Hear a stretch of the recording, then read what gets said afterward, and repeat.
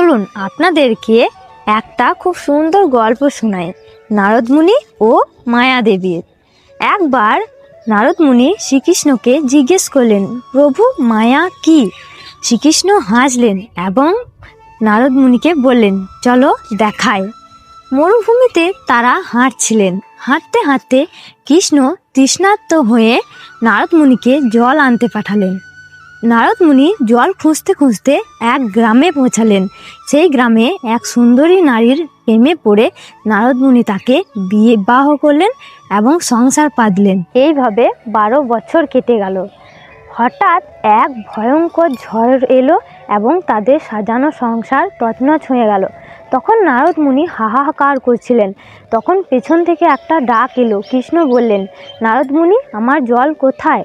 তখন নারদ মুনি দেখলেন যে আমি সেই পাহাড়ে দাঁড়িয়ে আছি। মাত্র কিছু মিনিট টাইম পেরিয়েছে। এই গল্পটা আমাদের এই শিক্ষা দেয় যে এই সংসার কেবল একটা মায়া, ঈশ্বরই কেবল সত্য। হরে কৃষ্ণ।